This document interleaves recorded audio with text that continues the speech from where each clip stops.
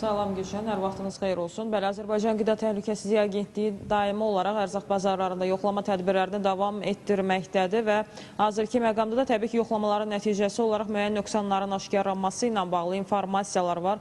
Bəs həmin nöqsanlarla bağlı hansı tədbirlər görüb? Ümumiyyətlə, nöqsanlar nə idi? Hazırda vəziyyət necədir? Bütün suallarımızı Azərbaycan Qida Təhlükəsizliyi Agentliyinin Bakı Regional Bölməsinin rəisi Elşad Cəbrayılov cavablandıracaq. Salam Elşad bəy, detalları sizdən işləyəcəyik. Salam, hər vaxtınız xeyir.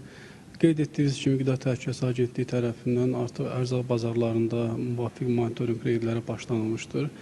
Ötən ildə də bu reydlərimiz həyata keçirilmişdir. Bu ildə məlumat üçün bildirim ki, ərzaq bazarlarında aşkar olan əsas nöqsanlar satışa həyata keçirilən qida məhsullarının müvafiq etiket tələblərinə cavab verməməsi, həmin məhsulların harada istehsal olunması, istehsalçı barədə məlumat, istehsal tarixi barədə məlumatlar qeyd olunmur.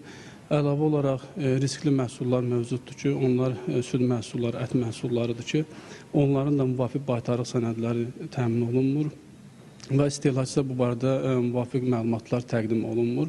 Əlavə olaraq məhsulların saxlanma temperatur rejiminin pozulması, müvafiq temperatur saxlanılmaması, antisanitär şəraitdə açıq şəkildə satışın həyata keçirilməsi hallarına yol verilir.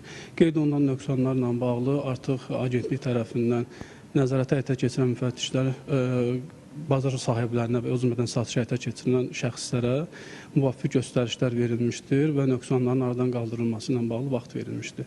Bildirmək istəyirəm ki, heç bir bazarın fəaliyyəti məhdudlaşdırılmayıb. Əksinə olaraq apardığımız reydlərin nəticəsi olaraq bəzi bazarlar tərəfindən artıq geri dönüşlər olmuşdur ki, müvafiq sağlamlaşdırma işləri həyata keçirilmişdir.